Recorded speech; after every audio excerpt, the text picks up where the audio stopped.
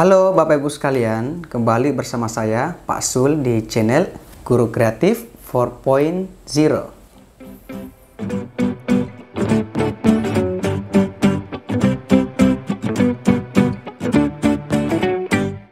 Baik Bapak Ibu sekalian, bismillahirrahmanirrahim. Jadi kami kembali akan melanjutkan pembahasan video kami mengenai soal pretest PPG dalam jabatan tahun 2023. Nah, Bapak Ibu, untuk video kali ini kami fokus di silabus, RPP, dan penilaian. Dan ini merupakan materi pedagogik yang paling sering keluar pada setiap pretest PPG.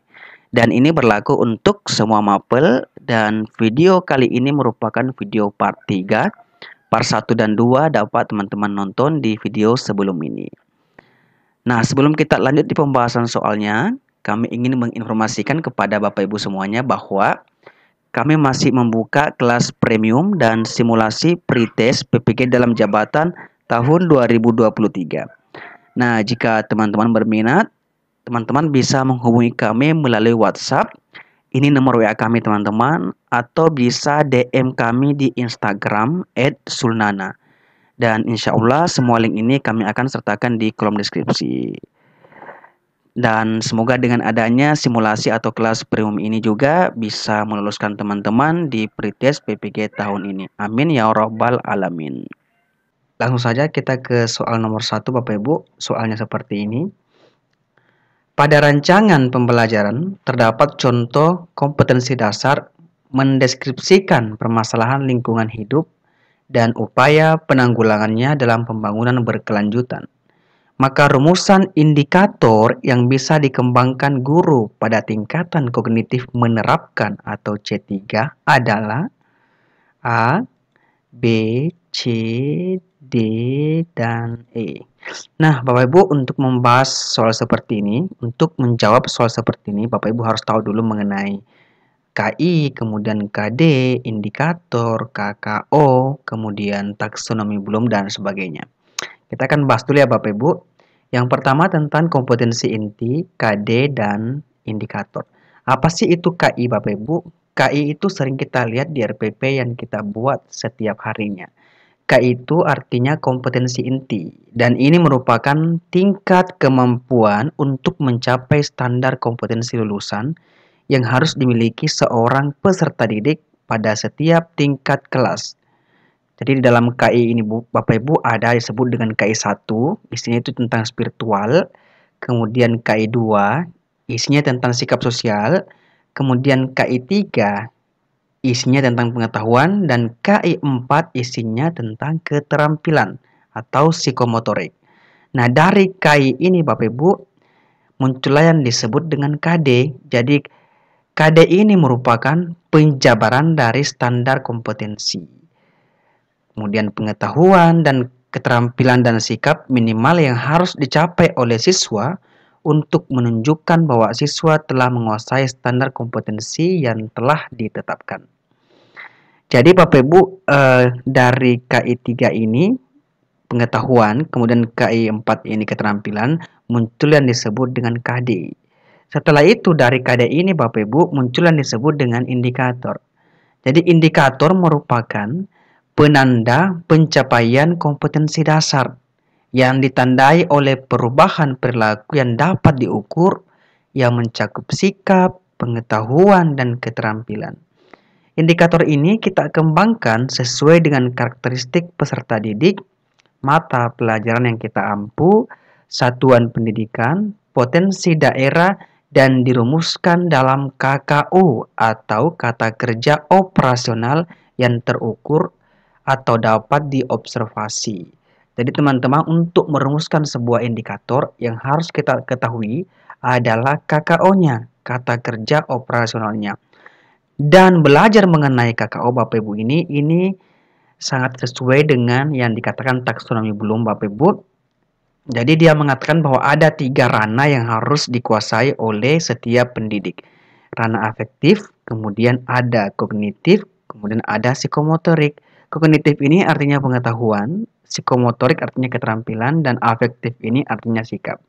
Nah Bapak Ibu, untuk di video kali ini saya akan fokus di ranah kognitif. atau di ranah pengetahuan. Kalau Bapak Ibu sering mendengar istilah C1, C2, C3, C4, C5, C6, itulah yang disebut dengan tingkatan taksonomi Bloom pada ranah kognitif. C1 itu Bapak Ibu adalah mengingat. Ini adalah pengetahuan dasar yang harus dimiliki oleh setiap siswa. Setelah mengingat ada C2, memahami, kemudian setelah itu ada C3, menerapkan. Nah, Bapak Ibu, kalau di soal nomor 1 tadi ini, KKO-nya ada di menerapkan. Kemudian ada C4, menganalisis. Kemudian ada C5, mengevaluasi. Dan ada C6, mencipta. Nah, Bapak Ibu, ini sudah pernah saya jelaskan di video saya sebelumnya di bagian kompetensi pedagogik. Judulnya adalah keterampilan berpikir tingkat tinggi atau HOTS. Nah, mengingat sampai dengan menerapkan ini Bapak Ibu, ini masuk dalam tingkatan LOTS, tingkatan Low Order Thinking Skill atau tingkat rendah. Dan di atasnya yang dimaksud dengan HOTS ini menganalisis, mengevaluasi sampai mencipta atau sampai dengan C6. Dan bagaimana caranya kita merumuskan indikator dari ranah kognitif ini Bapak Ibu? Nah, yang perlu kita ketahui adalah KKO, kata kerja operasional. Nah, di setiap tingkatan ini dimulai dari C1, C2, C3, C4, C5, C6 Bapak Ibu. Dari sini tadi ke sini, maka mempunyai yang namanya KKO. Dan inilah KKO yang perlu Bapak Ibu hafalkan. Karena di indikator ini ada kata kerja yang harus kita gunakan. Nah, kata kerja itu harus sesuai dengan KKO, kata kerja operasional. Dari mana kita ambil KKO? Dari tingkatan kognitif ini. Misalnya tadi KD-nya berada di tingkatan berapa, maka KKO-nya harus seperti apa. Contoh, jika C1 mengingat, maka KKO-nya adalah menyebutkan, menghafalkan, mengetahui, menuliskan, dan memberi label. Jika KKO-nya kognitifnya C2 memahami, maka KKO-nya membedakan, menerangkan, mengartikan, merangkum, dan mengelompokkan. Jika kognitifnya C3 menerapkan, maka KKO-nya adalah melaksanakan, melakukan, melatih, pembiasaan, membedakan, menyelesaikan, dan menggunakan. Di soal nomor 1 tadi Bapak Ibu, tingkatan kognitifnya adalah C3. Maka untuk menjawab soal itu teman-teman harus kuasai yang ini Bapak Ibu. Mulai dari melaksanakan, melakukan, melatih, membiasakan, membedakan, menyelesaikan, dan menggunakan. Itu yang kita gunakan di C3. Melatih. Kemudian untuk kognitif C4, KKO-nya adalah memilih, menata, menyeleksi, mendiagnosis, mengedit, dan menguraikan. Kemudian jika kognitifnya C5, maka KKO-nya adalah membuktikan, memisahkan, menguji, mengukur, mengkritik, memvalidasi, dan memonitor. Dan yang terakhir adalah C6, mencipta. Apa KKO-nya? Membangun, membentuk, membuat, menampilkan, memperjelas, menemukan, dan menyusun. Jadi untuk menjawab nanti cara menyusun indikator berdasarkan KKO, maka kata kunci dari saya Bapak Ibu harus hafalkan ini KKO yang ada pada setiap tingkatan kognitif dari taksonomi Bloom. Seperti pada soal nomor 1 tadi Bapak Ibu, soalnya seperti ini. Jika kita lihat soalnya Bapak Ibu, dikatakan bahwa tingkatan kognitifnya itu C3 menerapkan. Maka caranya adalah jika Bapak Ibu menghafal semua tadi kata kerja operasional yang ada di tingkatan C3 menerapkan, maka salah satunya ada kata melatih. Melatih ini adalah bagian dari KKO dari C3. Maka jawaban yang benar adalah bagian D, melatih. Sedangkan untuk bagian E, membuat itu di C6 ya Bapak Ibu dan sebagainya. Jadi ini harus Bapak Ibu kuasai KKO yang ada pada setiap tingkatan kognitif untuk memudahkan Bapak Ibu menjawab soal menurunkan indikator. Dan ini berlaku untuk semua mata pelajarannya. Jadi nanti meskipun nanti KD-nya berbeda, jika Bapak Ibu hafal KKO-nya, maka Bapak Ibu bisa menjawab soal seperti ini. Jelas ya Bapak Ibu untuk soal nomor 1.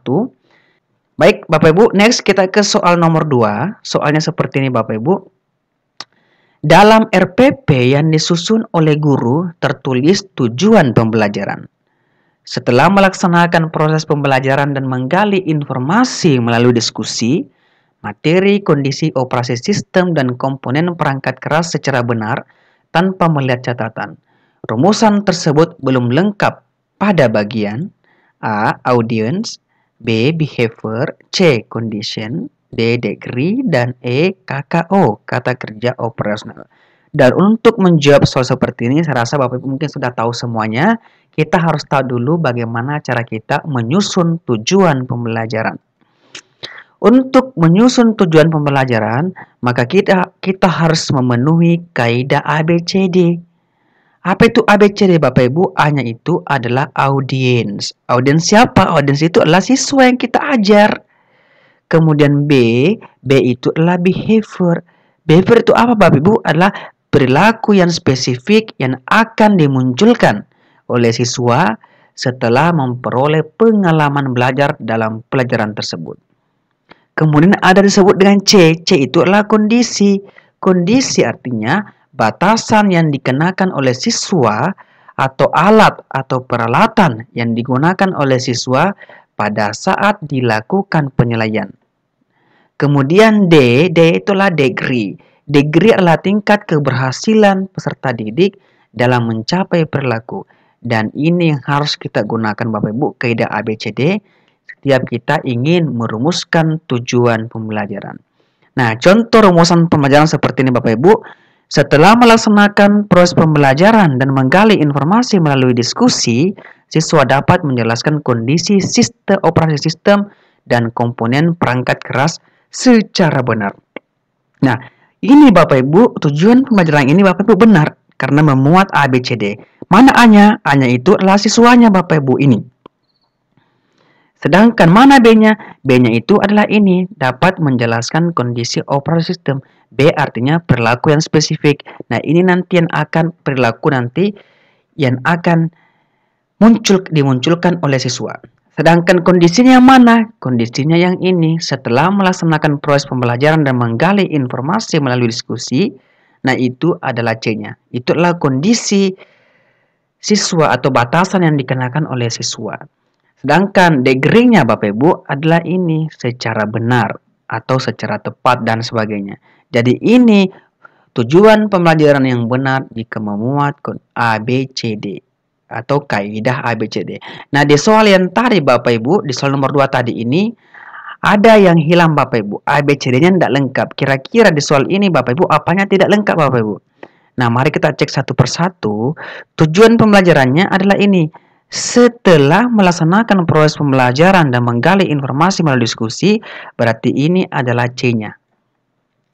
Materi, kondisi, operasi sistem, dan komponen perangkat keras, ini adalah B-nya Bapak Ibu. Behaviornya. Sedangkan tanpa melihat catatan.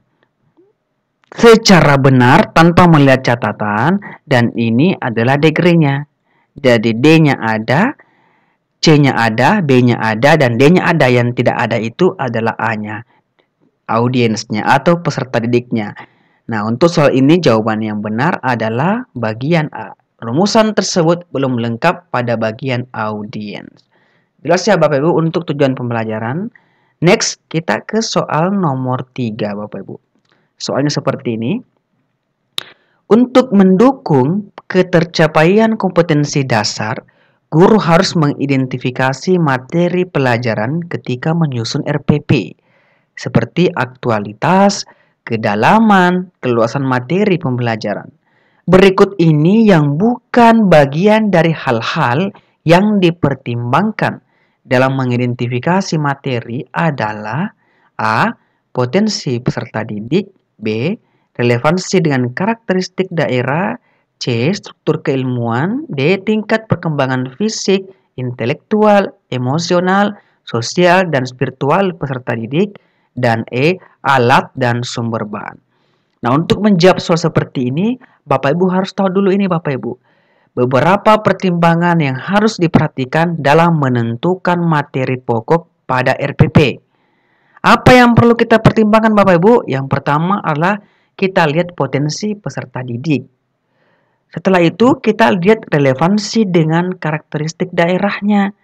Setelah itu tingkat perkembangan fisik, intelektual, emosional, sosial, dan spiritual dari peserta didik.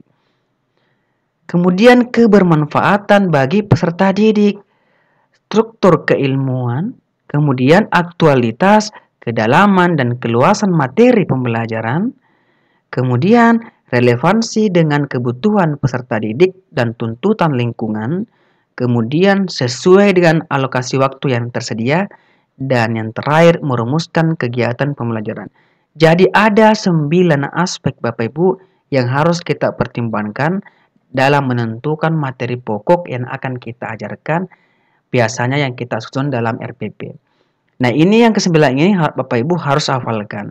Nah, yang di soal yang tadi Bapak Ibu dikatakan Bapak Ibu, kalau tidak salah, yang bukan bagian dari hal-hal yang dipertimbangkan dalam mengidentifikasi materi.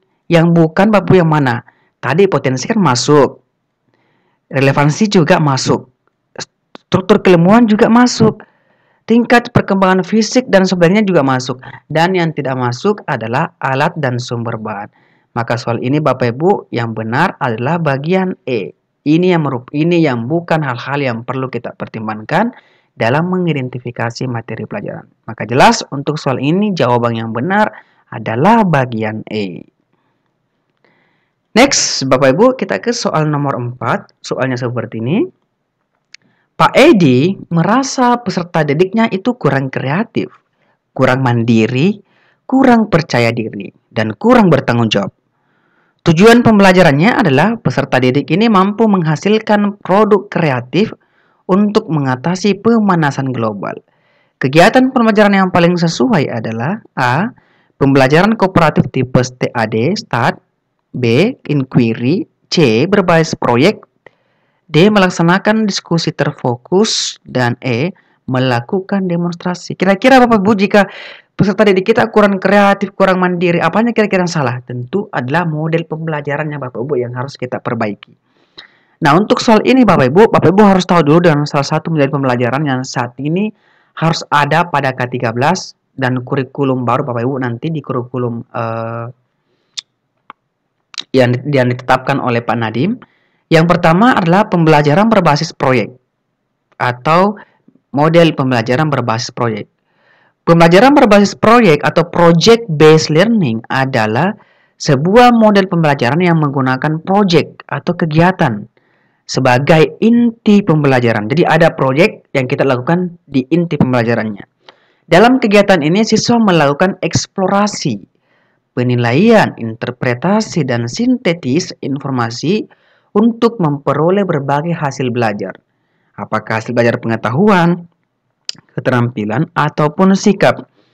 Menggunakan proyek ini dapat mengatasi siswa yang kurang kreatif, kurang mandiri, kurang percaya diri, dan kurang bertanggung jawab. Tadi Bapak Ibu di soal yang tadi katakan bahwa siswanya kurang kreatif, kurang mandiri, dan kurang percaya diri. Maka salah satu mungkin yang harus kita lakukan adalah menggunakan model pembelajaran berbasis proyek. Ini adalah jawaban untuk soal yang tadi Bapak Ibu. Nah, Bapak Ibu harus tahu bahwa untuk pembelajaran berbasis proyek ini ada sintak-sintak yang harus dilalui. Yang pertama adalah menentukan pertanyaan mendasar, kemudian membuat desain proyek, kemudian menyusun penjadwalan, memonitor kemajuan proyek, penilaian hasil, dan evaluasi pengalaman. Bapak Ibu juga harus hafalkan ini karena di soal pretest kemarin Bapak Ibu dan soal UP ini ada soal mengenai langkah-langkah model pembelajaran berbasis proyek. Namun untuk soal ini Bapak Ibu, soal yang tadi hanya dipilih model pembelajaran yang paling sesuai untuk siswa yang kurang kreatif. Maka jelas untuk soal ini Bapak Ibu, jawaban yang benar adalah bagian C. Bisa menggunakan pembelajaran berbasis proyek. Itu adalah solusi yang bisa kita gunakan jika siswa kita ini kurang kreatif atau kurang mandiri atau kurang percaya diri dalam pembelajaran di kelas. Next, Bapak Ibu, kita ke soal nomor 5. Karakteristik masalah yang digunakan pada model problem based learning adalah A. Abstrak dan menyeluruh, B. Kompleks dan lengkap, C. Otentik dan bermakna, D. Luas dan detail, dan E. Mudah dan sederhana. Jika di slide yang tadi Bapak Ibu kita menjelaskan tentang project based learning. Nah, sekarang kita beralih ke problem based learning. Apa sih problem based learning Bapak Ibu atau model pembelajaran berbasis masalah atau PBL? PBL ini merupakan kerangka konseptual tentang proses pembelajaran yang menggunakan masalah-masalah real dalam kehidupan nyata atau otentik. Jadi ciri khas dari PBL ini Bapak Ibu ada masalah-masalah real dalam kehidupan nyata yang harus kita pecahkan. Masalah ini bersifat tidak tentu, terbuka, dan mendua untuk merangsang dan menantang siswa berpikir kritis untuk memecahkannya. Nah, Bapak Ibu harus ingat Bapak Ibu, di dalam PBL ini ada juga sintaks yang harus dilalui. Yang pertama adalah orientasi siswa pada masalah aktual dan otentik. B. Mengorganisasikan siswa untuk belajar. C. Membimbing penyelidikan individu maupun kelompok. D. Mengembangkan dan menyajikan hasil karya. Dan E. Menganalisis dan mengevaluasi proses pemecahan masalah. Bapak Ibu juga harus tahu ini Bapak Ibu sintaks dari PBL ini. Selain itu Bapak Ibu juga harus tahu bagaimana karakteristik masalah pada PBL. Karakteristiknya adalah masalah harus bersifat diambil dari kehidupan nyata atau bersifat otentik. Seperti pada soal yang tadi Bapak Ibu, di soal nomor 5, karakteristik masalah yang digunakan pada model problem based learning yang tentu masalahnya harus otentik. Masalahnya harus otentik dan bermakna. Maka jelas jawabannya tentu adalah bagian C. Jadi untuk problem based learning berarti ada masalah. Sedangkan tadi project harus ada produk atau ada proyek yang dilakukan oleh siswa tersebut. Next Bapak Ibu kita ke soal nomor 6. Soalnya seperti ini. Seorang guru mengalami kebingungan dalam memilih media pembelajaran yang relevan untuk suatu topik pembelajaran. Guru ini bingung memilih media. Media yang tersedia dirasa kurang sesuai dan terlalu sederhana sehingga tidak dimanfaatkan dalam proses pembelajaran.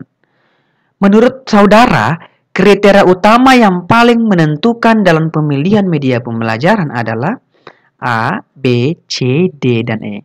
Nah, Bapak Ibu, untuk menjawab soal seperti ini, Bapak Ibu harus mengetahui kriteria yang harus kita gunakan untuk memilih media pembelajaran. Jadi ada beberapa kriteria. Yang pertama adalah guru itu perlu selektif dalam menentukan strategi mengintegrasikan media pembelajaran dan sumber belajar ke dalam pembelajaran. Jadi sebagai guru Bapak Ibu kita harus selektif dalam mengintegrasikan atau mengaplikasikan media. Media yang baik juga harus didukung dengan strategi pemanfaatan yang tepat. Kriteria pemilihan media Bapak Ibu yang pertama adalah kesesuaian dengan tujuan pembelajaran.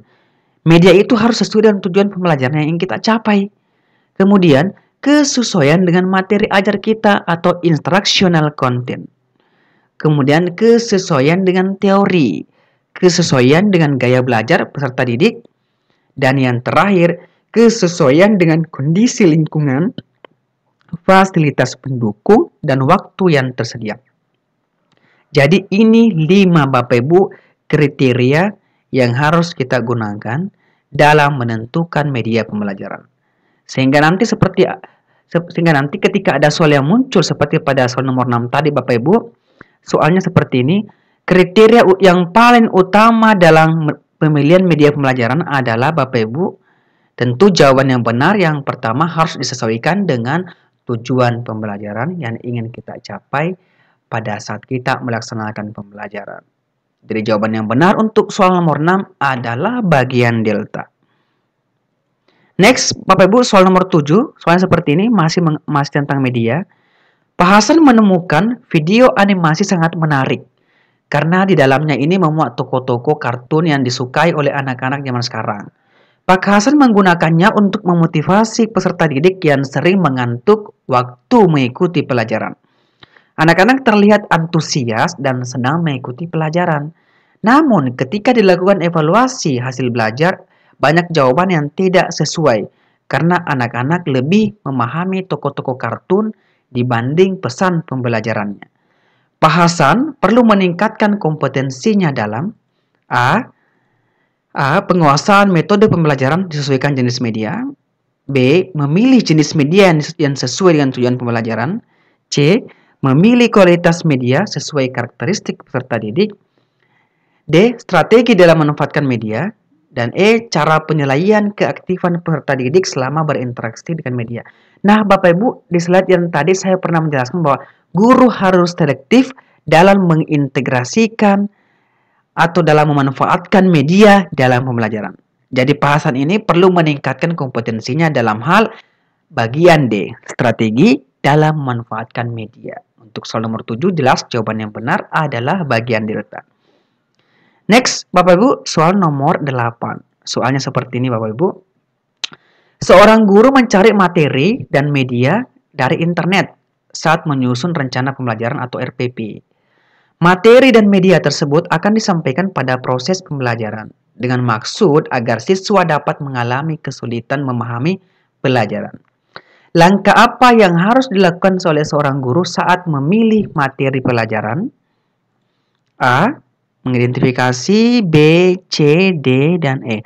Nah, Bapak Ibu, untuk menjawab soal seperti ini, Bapak Ibu harus tahu langkah yang harus dilakukan oleh guru saat memilih materi pembelajaran atau materi pelajaran. Nah, Bapak Ibu harus ada beberapa langkah yang harus Bapak Ibu kuasai. Yang pertama, dalam memilih pelajaran, kita harus mengidentifikasi aspek-aspek yang terdapat dalam KI, KD, dan indikator. Kemudian yang kedua, kita harus identifikasi jenis-jenis materi pelajaran. Yang ketiga, kita harus memilih materi pembelajaran yang sesuai atau relevan dengan KD dan indikator pencapaian. Dan yang terakhir adalah kita harus memilih sumber materi pelajaran. Inilah langkah-langkah yang harus kita lakukan dalam memilih memilih materi pelajaran. Sehingga nanti ketika soal nomor 8 muncul dalam soal seperti di soal pretest Bapak Ibu, maka Bapak Ibu bisa menentukan jawaban yang benar. Langkah-langkah yang harus dilakukan oleh seorang guru saat memilih materi pelajaran. A. Mengidentifikasi aspek-aspek yang terdapat dalam KI, KD, dan indikator. B. Menganalisis potensi peserta didik, relevansi, dan struktur keilmuan. C. Menyesuaikan dengan tingkat perkembangan fisik dan sebagainya. D. Melihat kebermanfaatan bagi peserta didik dan sebagainya. Dan E. Relevansi dan kebutuhan peserta didik dan tuntutan lingkungan. Jika Bapak Ibu lihat penjelasan tadi Bapak Ibu, maka untuk soal ini jawaban yang benar tentu adalah bagian A. Langkah-langkahnya adalah mengidentifikasi aspek-aspek yang terdapat dalam KI, KD, dan indikator. Itu salah satu langkah yang dilakukan oleh seorang guru dalam memilih materi pelajaran. Oke, jelas ya Bapak Ibu, dan saya rasa untuk video kali ini cukup sekian dari saya Bapak Ibu. Dan ingat ada soal bonus seperti biasanya. Silakan tuliskan jawaban Bapak Ibu di kolom komentar beserta alasannya. Soalnya seperti ini Bapak Ibu. Tujuan pembelajaran yang menggambarkan proses dan hasil belajar yang diharapkan dicapai oleh peserta didik sesuai dengan kompetensinya dimuat di dalam A. Silabus, B. RPP, C. Silabus dan RPP, D. SKL, dan E. Instrumen evaluasi. Silakan tuliskan Bapak Ibu di kolom komentar di video ini. Terima kasih Bapak Ibu untuk video kali ini dan semoga bermanfaat bagi Bapak Ibu semuanya. Dan saya berdoa semoga Bapak Ibu semuanya bisa lulus pretest PPG tahun ini. Amin ya rabbal alamin. Wassalamualaikum warahmatullahi wabarakatuh.